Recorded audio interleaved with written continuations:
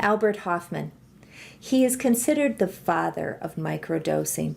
He was the first person to mention the use of very low-dose LSD in passing during a 1976 interview. There was at that time no formal research that had been done on microdosing prior to the prohibition of research in 1976. Microdosing can be considered the use of smaller doses, smaller amounts of a usual medication, sometimes as small as 1/20th of a typical recreational dose, but sometimes even less. And the idea is to create a subclinical effect where you're not feeling really high, but you're still getting the positive effects of the medication.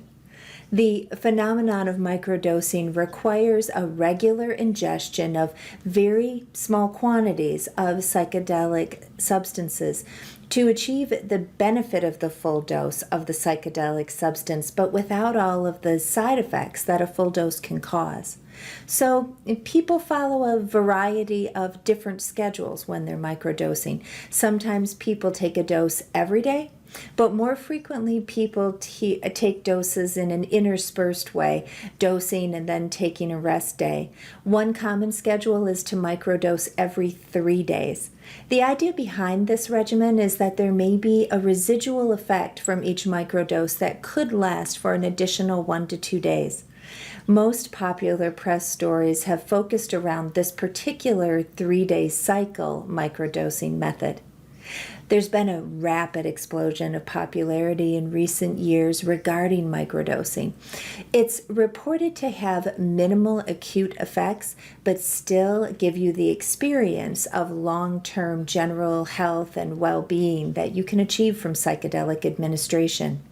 There are 2 large published reviews looking at 18 different studies looking at microdosing that show overall an improved sense of mood, energy levels, thinking process, also an increase in creativity, and an overall reported reduced levels of negative attitude and emotions, and an increased level of wisdom and open-mindedness and creativity, as well as changes in time perception where the sense of time that you're going through may lengthen.